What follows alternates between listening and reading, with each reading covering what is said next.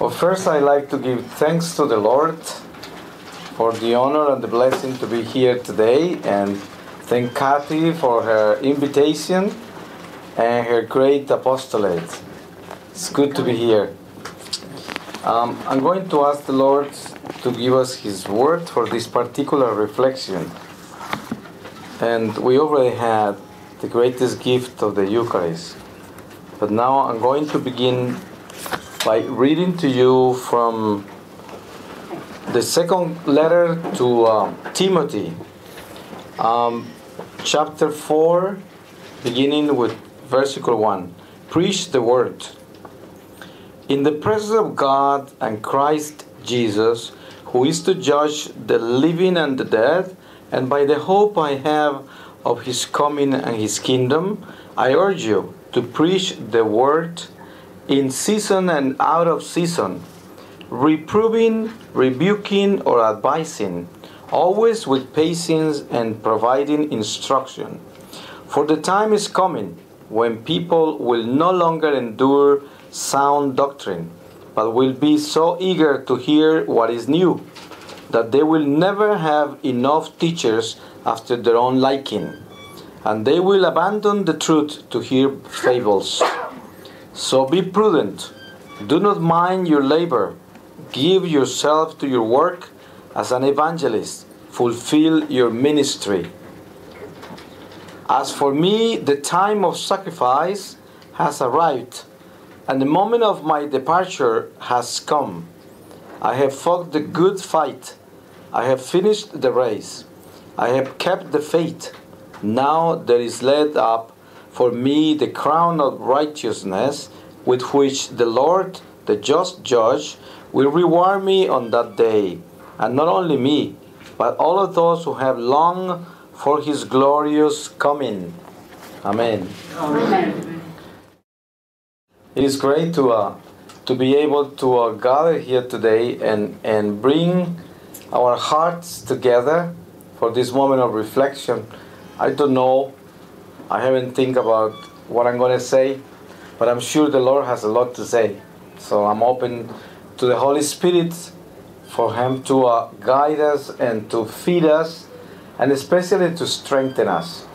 We have a challenge, a big challenge, because we were created for this moment, not for yesterday or for tomorrow.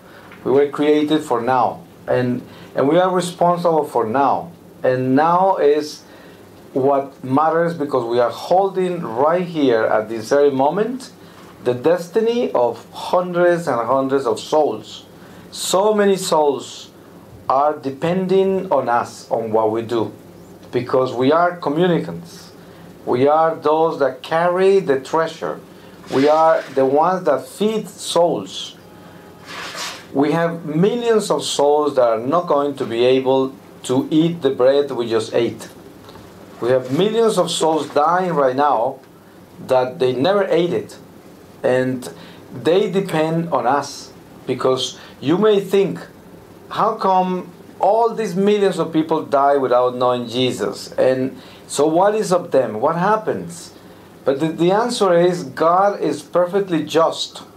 And everyone that He creates is created for salvation. So He judges on love at the end of this life. But we are the ones that bring that love to humanity. And that's why we are giving what we are giving, in order to be the towers that supply all the goods to the rest of humanity that have no opportunity to go to the right source, directly to the fountain. So we are that fountain. We communicate that fountain through the love that we give. So people that are out in the world and do not know Jesus, they are not connected directly to the fountain the way we are. That doesn't mean they are unplugged, because their truth is fused, implanted in their hearts. Every human being possesses the knowledge of good and evil in the heart. But the strength to love comes through the church. And we are the ones that supply that love to humanity like the fuel, so that humanity could be strengthened to love. And we see there is something wrong with the world we're living in today. It's a world that is starving of love. And why? Because our church is weak.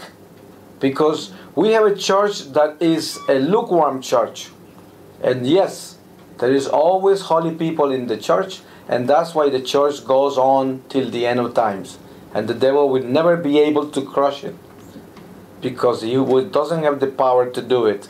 But we have the power to undernourish it. We have the power to malnourish it.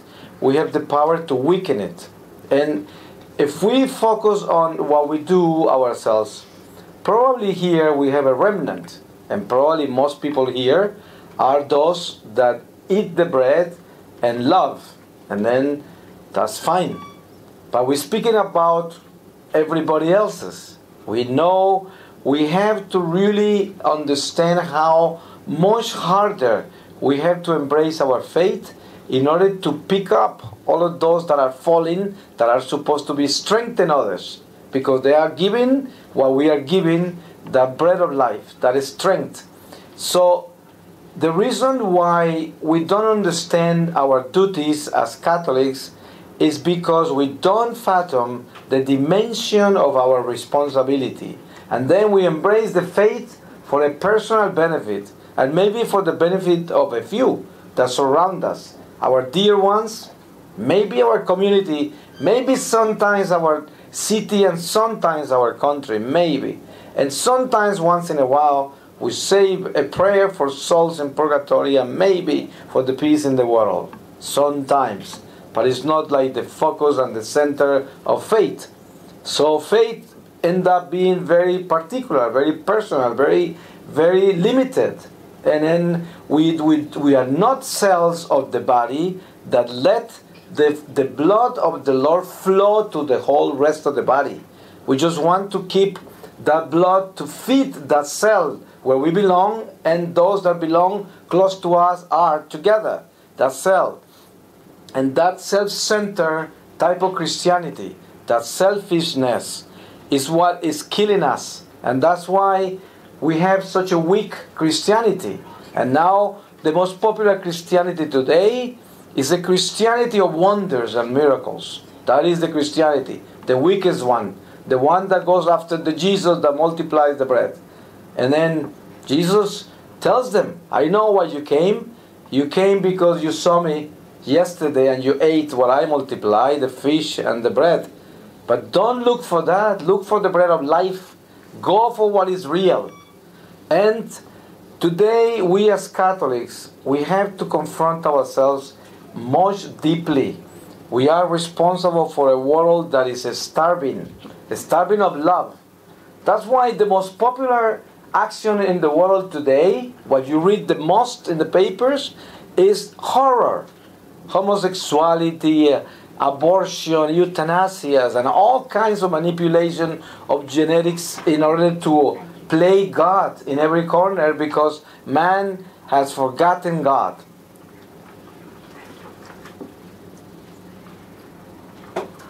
So we are responsible for an enormous task. And I know that this sermon is an old one, because we hear that many times. And then the question is, so what do we do? Because we can talk about this every day, but what are we to do? And here is one of the things we can do. The gospel speaks about love. And we find love in the gospel, especially with St. John. And the understanding of love has to be clear in our hearts, because it is the love of God that will remedy all of what I'm saying. And how could we actually understand that that love is actually available for us to receive and give unconditionally, and that is all we have to do in order to do our part. You see, one of the greatest weaknesses that we have in the world of today is that we are scattered. Our minds are everywhere.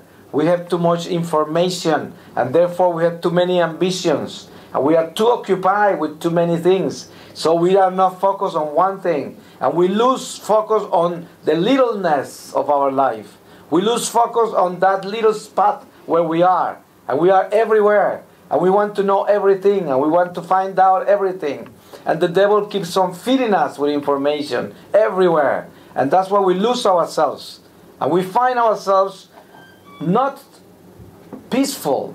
We find ourselves filled with all kinds of anxieties and fears and insecurities. And also with a heart of indifference sometimes. A heart of stone. And we wonder, how could this happen when we pray? When we are part of the church, when we exercise the sacraments, and still there is something in us that is cold, that is indifferent, that sometimes don't feel anything for others, and don't even feel for self. Sometimes don't feel anything at all. And you may wonder why. And what we're lacking is the understanding of the littleness. The understanding of how simple we have to be. How small. And then the world is trying to make us big.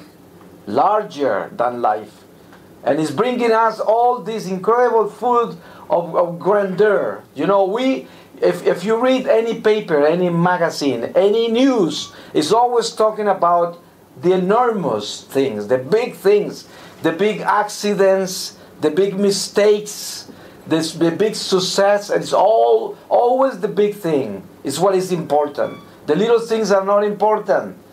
If you just go into your TV and you see the news of someone getting married with children and flowers and singing, no one wants to stay watching that. You want to move on to the next channel where you see somebody being blown up in pieces and cows and blood everywhere. That's where you want to go. You don't want to go to the little things. You want to go to the big things. And that's what is happening to us. We are dead in the middle of the big mess, because we are dead in the middle of the beast of chaos, the beast of destruction. And we lost the sense of littleness. So it's very important to understand nothingness, because the gospel is all about demolishing self and becoming very small. And you may wonder, you may ask yourself, how do you do that? Well, think about this. One of the biggest flaws that we have in our faith is to be whining all the time. We are always whining because it's always asking so many questions, because we wondered so much about so much. And then, in the meantime, we don't get anything done, because we spend more time whining and more time complaining and trying to find out than doing the job. And so time goes by, years go by, and you're still waiting to find out what the will of God is in your life. And you feel holy because you're trying to find the will of God. What you are is a mess, because you're not doing what you have to do. Because the will of God is for you to be who you are, to be an instrument of love. And love is unconditional. If you know what unconditional love is don't ask that many questions. Just go ahead and work. And how do you work? Love and forgive and forget right away, because that is the need. You know, you wake up in the morning, you say your prayers, you go about your business, understanding and knowing that God is in control if you are in grace with God, and the rest, leave it up to Him. Go and do your work, and make sure you love everyone you meet. Make sure you love especially those you're not able to love, because that's where the grace is. There is no grace when you love the ones that love you. Nothing. It's like when you give something to somebody and you go out and tell everybody. You lost the grace. You have already been paid. That's why the Pharisees were never paid anything else but what they did at the moment, because they made a big deal of what they did. And that's what Jesus was teaching. They already were paid. They were already paid for what they did in the church and what they did everywhere. And that's what people do. They counsel others and they go and tell everybody else. That little job was done, paid for, and you had no graces. No graces whatsoever. You had pain, You're suffering and you go and try to share that cross with everybody, you lost the grace. You could have carried silently in your life and offer it to the Lord in reparation for all your bad things. There are many, so many. And those are the things we're not doing because we are too big. We are too enormous. We are too grown. And then we are too concerned about self. It's me, poor me. When is it going to change? Everything I start goes wrong.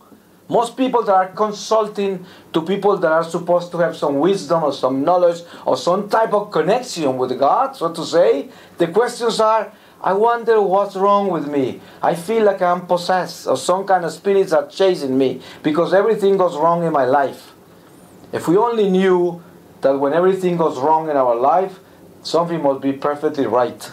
Because it is always the opposite of what we think. You should be worried when everything goes right. Because what if everything is going right because you are all crooked? It's like, I don't mean to say that to be with God you have to be going through tragedies. No. But I mean to say this.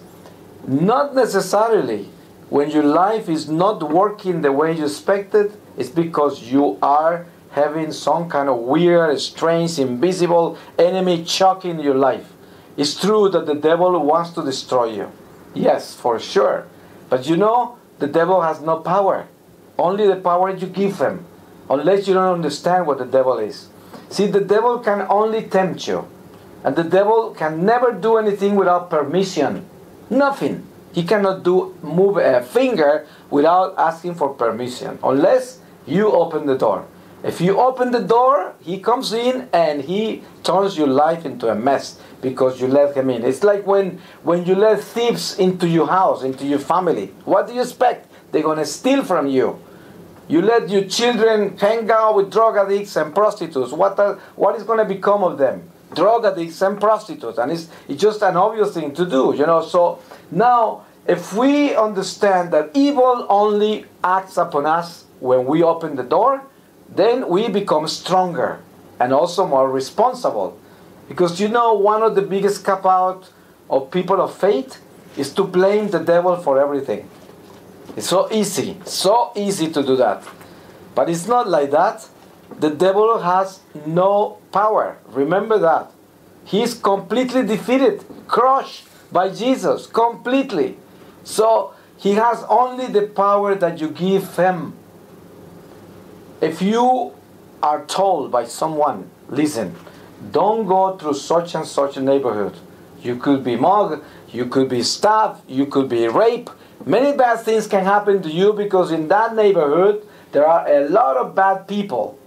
And then the next thing you know, you're just walking through that neighborhood and you forgot all the advice, forgot all the rules, the natural rules of survival. And there you are, being mugged, raped, or who knows, or killed. Because you brought that upon yourself. But you were told. Same thing happens with us. God has told us and taught us through Jesus Christ the way, the truth, and promised life to us in Him. So if we don't do that, we are in trouble. So being little is about understanding these facts. Understanding that the reason why we are not doing what we are supposed to do is because we are not small enough. So we are to work on being very little.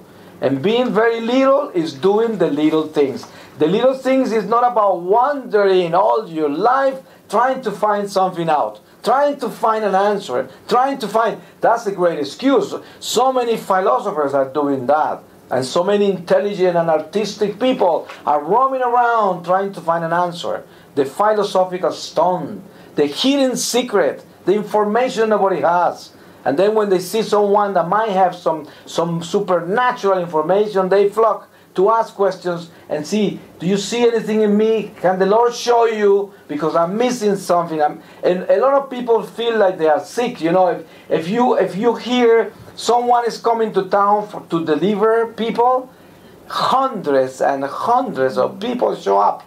Hundreds. They flock.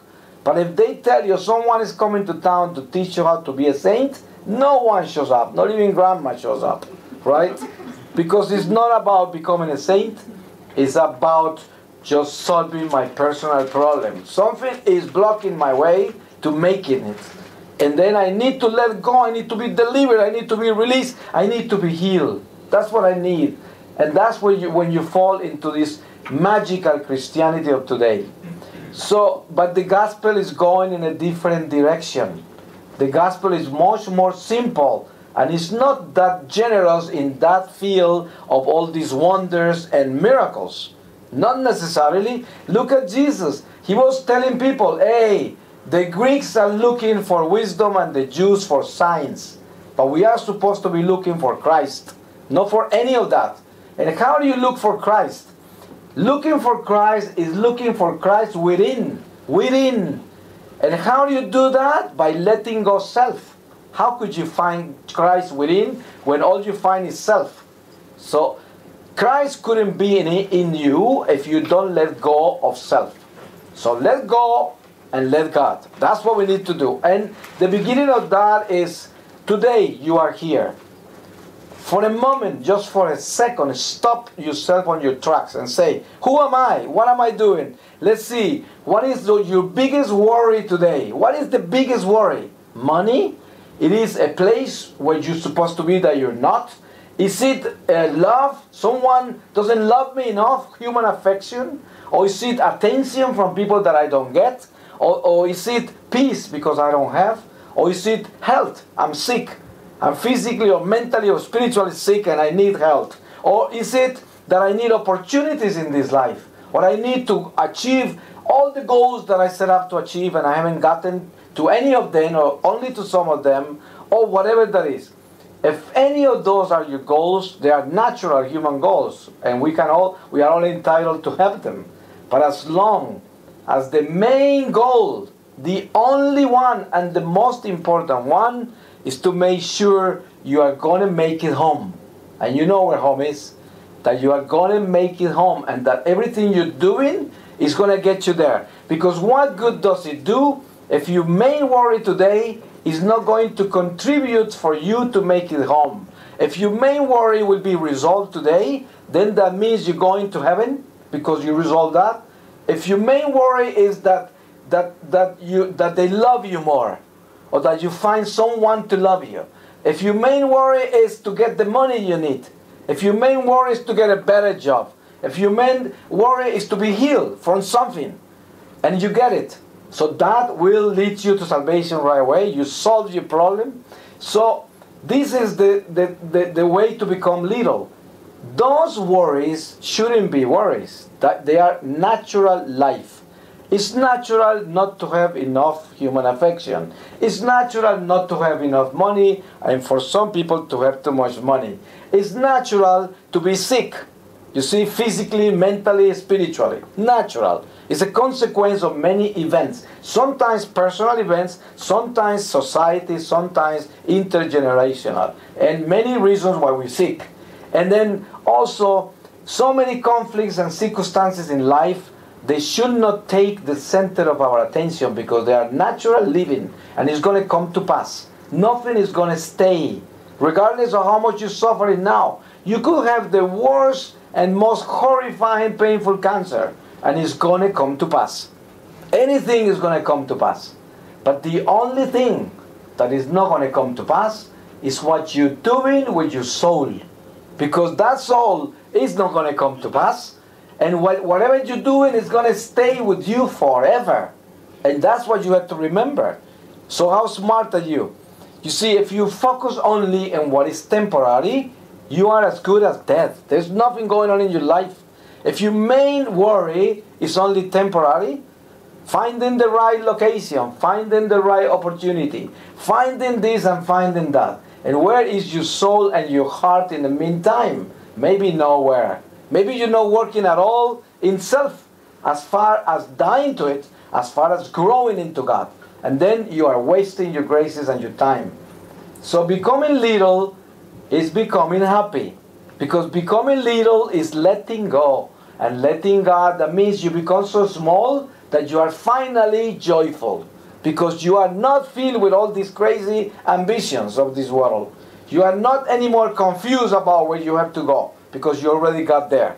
because you already know what to do. All you have to do is do your very little simple life every day with love and compassion and forgiveness. That little life of yours, whatever that is, if you wake up every day in the morning and what you do as a job is go out there and clean toilets somewhere, do it graciously and with love.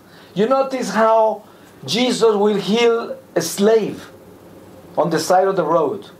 And he wouldn't tell the slave, hey, by the way, since I'm God, now you can run away from your master. You're not a slave any longer.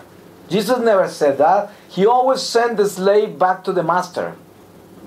When you read the letters of St. Peter, in some of them he says, one of the letters he says, slaves, obey your masters.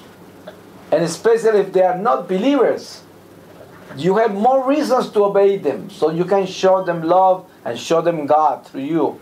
And also the masters should be kind and loving to the slaves, because there is only one master, and that master is God. And that's why they have to learn how to deal with that temporary masterhood that was entrusted to them.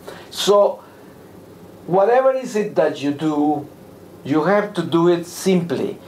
See how a lot of people are exhausted, so tired in what they do. Tired being married, tired being single, tired working, tired without a job, tired, exhausted with everything. Exhausted if it's rainy, exhausted if it's hot, and all of that is always exhausting, you know, always tired. And you always find them whining for everything. And why is that? No love. No love. You see, when you have love, you don't get tired like that. You get a normal tiredness of a working regular day. Only that tiredness, which will be solved with a few hours of sleep. And you get a lot of vitality. And you can go to the end of the world. Even when you're sick, you still work and you are productive. Even when you're physically sick. Because you are filled with love. And everything you do it with love. Even difficult things. Sometimes you have to do things others didn't do. And then you have to do it for them. And that usually is a very painful thing to do when you don't love. When you don't love, you complain. What's wrong with them? Look at them. They did it again. Now I have to do it. And these things kill you. They kill your health. They kill your spirits because they take away your graces. And they destroy you. And that's why there's so many sour people in this world. They look like lemons, you know. You go sometimes to church and you see people on the line to communion and they look like they are condemned, all of them, right? And they go into communion, say, oh, what's wrong with these people? You know, they should be in heaven going to receive the Lord. No, sometimes they push people on the line to communion. Sometimes they steal your spot, you know. And they look at you like this. And if you try to do something, right on the line to communion. So you say, what's wrong? No love. That's what it is. No compassion. So we are called to become very small. You see, go back to the basis. And go back to be responsible with being good. See, the only task, the only news, the only message, the only secret that we need to discover is how to love more. Forget about getting all kinds of messages. You know, sometimes I go around places where there are a lot of anointed people and then they call me on a corner like this. They say, I have to tell you something. What is it? They say, Our Lady loves you very much. I say, thank you very much. I think she loves everybody, right? It's great. Great news. See, but we need better news than that. Because those news are good, but you think Our Lady is not going to love everybody? She loves everybody. And it's good to tell people that Our Lady loves us. But I think the best news to give is Our Lady wants you to love more. That would be a better news to give, right? So now, we need to love more. Much more. And that's what we need. That's what we're lacking. We are trying to find a lot of information only to feed ourselves, only to feel. We wish someone would come and tell us that Our Lady by name, by proper name, said that you are one of her favorite children. Then you will be elated, right? You will be buying medals and stamps all day long and giving them away because you will fall in love with her. She called me by name, you know. And what does it do? Does it do any good? As long as you don't understand the message of Our Lady and the message of Jesus. Love more and more and more unconditionally. And see, you have people around you. We have to begin from zero, from our littleness. You have a life, you have a family. Some people don't have a family, but that's what you think, because your family is everybody around you, whether you like it or not. We are a human family. Sometimes we have blood-related relatives, and those are the least important at the moment of dying. You're going to find out that we are not blood-related at the end of life. None of us. This is just a temporary state of being that we are blood-related. Once you leave this body, it's no longer about blood and flesh. It's about the spirit. And there's no more relatives. We are all going to be one family in God. Goodbye, blood. No more. Blood is an imperfection. It's a temporary, imperfect state. And it's going to be overcome at the end of this life. We are going to be much better than relatives. Much higher than that. To be a relative is a limited state. Very limited. On top of that, you notice how relatives abuse one another because they think they have rights on the others, right? So now, relatives, people sometimes treat better those that are not of the family than those of the family. Because that is like the blood works like that sometimes. Not all the time, but it's a factor in our human nature. So, if we understand how important it is to love one another, if you don't have relatives, you don't have family, you still have responsibilities. So you lead a life. Look around and find out. There are people around you that you despise. There are people around you that hurt you. There are people around that you're not able to love. You don't even know why. They haven't done anything wrong to you. And you're not able to like them. Or sometimes they're hard to you. They're hard with you. So you don't want to love them because they are not good to you. And you only love those that are good to you. It's very easy to do that. So the beginning of nothingness and the beginning of becoming little is to challenge yourself, to beg the Lord to help you to love those that you cannot love, to forgive those that you cannot forgive, to accept everyone equally in your heart. That is the beginning of nothingness, the beginning of littleness, the beginning of the gospel in your heart, the beginning of Christ alive in your life. That is the only time you could ever say that the gospel is actually living in your walk. That you walk in the gospel and that Jesus is alive in your heart, that is dwelling in your heart. When you're able to look around and be able to see everyone and say, I am working on loving everyone. That's what I'm doing. That's the only thing I want to do. And I want to make sure that this is all I am doing. And I'm going to go on my knees and I'm going to beg the Lord to help me love those that I can't. To help me forgive those that I can't. And if that is all I'm doing every day, I am doing the most important job of all. Because what I'm doing is I'm feeding myself with the true love of God. Because it's all I want. Because if I'm not able to love neighbor equally, all of them, then I haven't even begun. I haven't even started the gospel in my heart. It's the only thing. If you are here and you are a knowledgeable Catholic, and you are a devout Catholic, and you even are mystic in many ways, you are mystifying your faith, and you have all this drive to find more and more of God, which is holy, and is some of the reasons God created us, for us to learn to discover Him, to know Him better.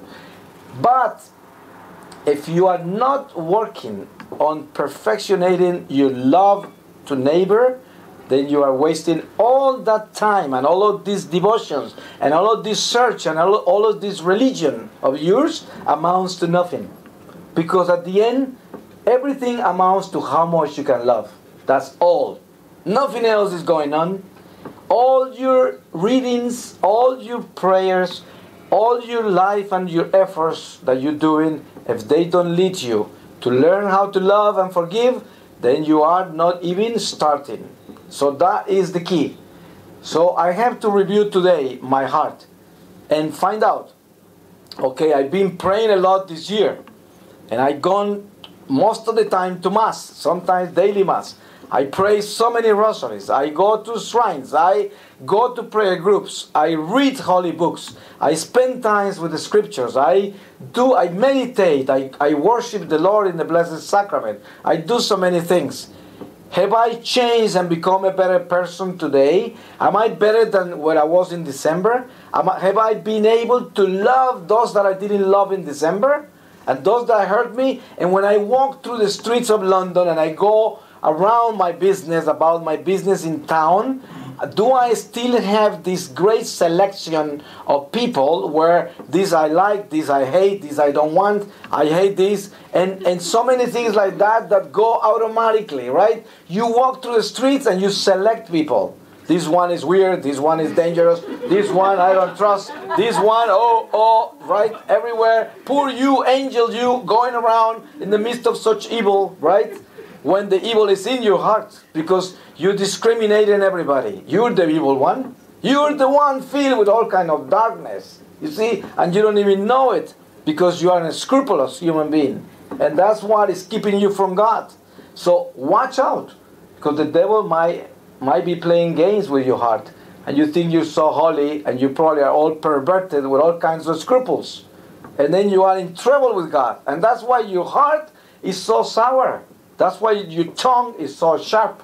And that's why you are so prompt to lose your faith and to fill yourself with fears and anxieties. Because the devil is playing tricks with you. That's why.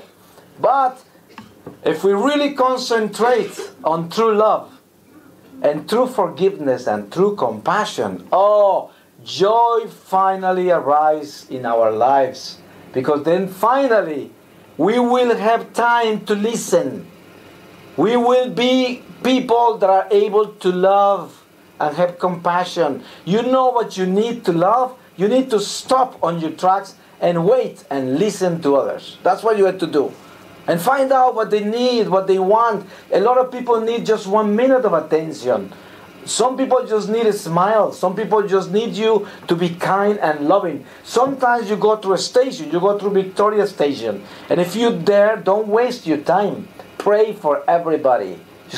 You see people going by. You can almost feel a lot of people in trouble, angry, godless, tormented, revengeful, filled with lust, all kinds of things, and filled with desire. A lot of people confused and lost.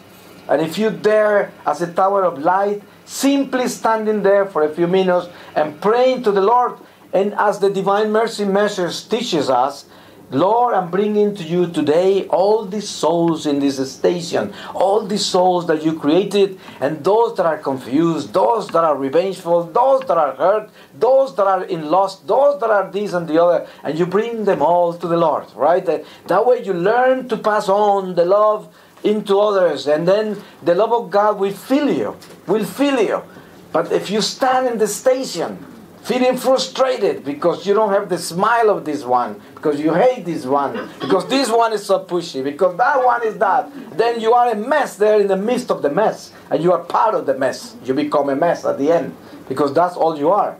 But then you have to stay out of that river. Come out of the flow of the evil. Come out of the flow of the world, the flow of confusion, and come into the river of love and compassion of God, where the light is shining, and where the true power lays, where the power is flowing, overflowing, and is dying to go to everyone, because that's what God wants from us. God wants us to be those instruments of love everywhere we are. But for that, we have to stop these games of whining and working, trying to find out so much about ourselves. That is selfishness. If you spend too long trying to figure out your life, you are wasting the graces, because what you need is to begin now to do the job. I'm working on loving and forgiving and having compassion right where I am. And the next thing you know, you're always going to be in the right place at the right moment, doing the right things. Because love is perfect. Love flows perfectly through life. Love flows through the main artery of life. Because love is the force, the only force. It's God Himself. And that love, we have to understand, is the love we give, not the love we take. Because it's so easy to focus yourself on trying to figure out how much you are loved. You know, the perfect lover always wakes up before the other and sets everything up. When the other one wakes up, finds everything in place so perfectly that it's not even noticeable that somebody else did it. Right? It's like so perfectly put together. And the perfect lover never comes back to claim any credit. Keeps it silently. But the one that is self-centered and selfish will be watching like an owl. Yeah. You never recognize what I do. I did all of this, you didn't even say thank you. You see, how long am I going to be doing this without getting any reward, any credit, anything, any recognition? And then come back after those you gave. And that's what I'm talking about. That makes you sick. You will never grow. You will never learn to love. God is the perfect lover. We wake up in the morning and He doesn't show up and say, hey, I just gave you another day, right? Never says that. You go into the closet to pick up some clothes and there is an angel. Hey, God gave you clothes. No, never. God is silent. You see, He's so perfect. He's so loving. We think He's invisible. He's not. And He's there all the time. But He doesn't say a word. That is the perfect lover. And that's what we have to learn from God. So we don't have to claim credit for anything. That will be the biggest mistake, because that means losing the grace. So to accumulate graces is to do it unconditionally and never to expect to be paid for that. See, it's like the gospel says. When we receive the salary, we are not receiving a reward. We are just giving what is necessary to be given in order to continue doing what we have to do. But it's not a reward. So we have to do that. It's something we have to do. We are not being paid. We are not being paid. But if you want to be paid, it's like if you want to save your life, this natural life, you lose your supernatural life. So choose. So smarten up. And we have to wake up into this reality. The world is so easy leading us.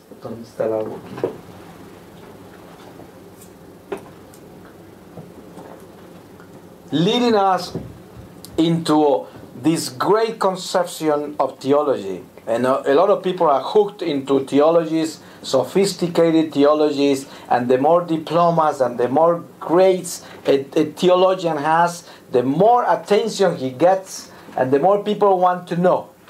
And at the end, everything turns into theology only.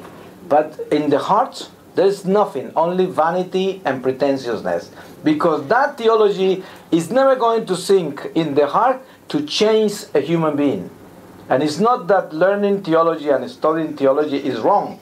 No, it is only right if it amounts to make you spiritual. It's the only thing. Sometimes you see priests that went through the whole 8 years of priesthood. Some of them even more. And they are not as spiritual at all. And they know all the theology, they know all the doctrine, they know everything. And they become an immense disgrace for the church. Because you expect them to be holy, you expect them to be spiritual, and you find a cold human being that is never representing what they learn. It happens, you know. They are not all like that. Thanks God for the holy priest. And thanks God for priests anyways, because it's the greatest gift of humanity, a priest. But what I'm trying to say is, knowing theology, knowing the law, knowing doctrine is not necessarily being spiritual. So that's why we have to make sure that our religion is spiritualized, that our prayers are spiritualized, that my rosary is spiritual. What good does it do if I pray a rosary just to give myself company and to kill my fears and to make sure I'm protected? What good does it do if I have such a superficial interest in my rosary? I had to pray a rosary because I'm united myself with the mysteries of the incarnation of Jesus, His passion, His cross, His death and resurrection, because I'm united myself with the war that was fought against Satan and the winning with the resurrection of the Lord. I'm united myself in prayer because I'm part of a gigantic church, a mighty church, and I'm part of that, and I'm breathing through that with my prayers. And on top of that, through those prayers, I bring my little life in the presence of the Lord, and the Lord knows that I need this and I need that. I just consecrate myself to the Lord. But my main reason why I'm praying is not just like a therapy. Some people say, oh, I feel so good when I pray the rosary. And when I go to Julie's rosary house, she's so good to pray. Her prayers are so special. And it's because it's like a rush. It's like a high. It's like a spiritual drug. You see, it's not spiritual. Because if you really find out what you're doing with those prayers, you realize it's very superficial. There is no spirituality there. You're just giving yourself company. You're just using that as people use yoga and Reiki and Feng Shui and things like that are suitable. And we become like a consumed society where even religion becomes an item, part of your life.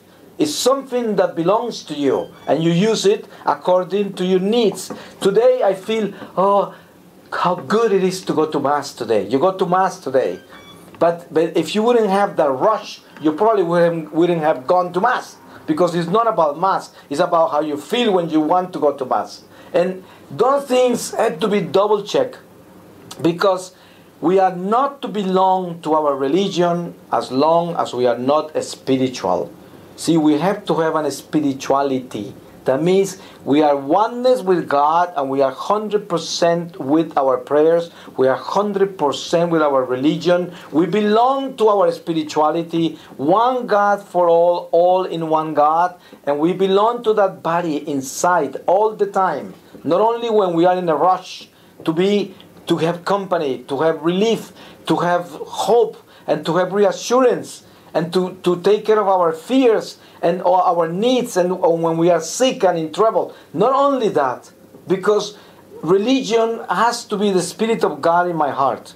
And then to pray should be to praise Him and thank Him and to glorify Him by being with Him at all times. And those things are very radically important, because a lot of people pray a lot. And a lot of people are a lot about religious business. And they wonder, why are they so miserable and so confused and so depressed? And why are they so uncharitable? Why are they so cruel? Why do they have those tongues that are so sharp and cruel? Why, when they pray so much? Why, when they're supposed to have so many experiences with God in so many ways, and they still are always depressed, always confused, always going after people, always biting people's backs left and right? So, do you know why? Because you still don't get it. Because you're not a spiritual. It's very simple. So, that spirituality could only come by learning how to love. And learning how to love is discovering God in your heart. Not in anybody's heart. In your heart. Because when you're trying to find God in other people's hearts, all you're doing is judging them. That's why people walk around with a magnifying glass, detecting everybody else's sins and flaws. Right? It's the easy thing to do. It's like this. Everywhere. No one is holy, right? Everyone is a demon. And then you feel you are alone in the world. Poor angel is lost, right? So this is not the way. We have to turn that magnifying glass on us. Oh, gee. Find out. It's like I tell people, you see, check yourself in the mirror and then take a photograph of you when you were 10 years old, like this, and check in the mirror and say, what's wrong? See what happened? And notice, you know what is happening? You are dying. You are decaying. Your body is going down. So you have to understand that this is going down. It's not going to change. Some people try to cover up, right? And you find people trying to be 50 when they are 99, right? And then you're not going to be able to cover up. This is going to go down. No matter what you do, this is going to die. So you have to really straighten up and face reality. And know, okay, this is going to go. How long did it take me to become the age I am today? Just like a dream. It was only yesterday I was on a tricycle, right? And here I am today, just almost having a hard time to walk. And this is very soon before I am in a casket. It's going to be like this.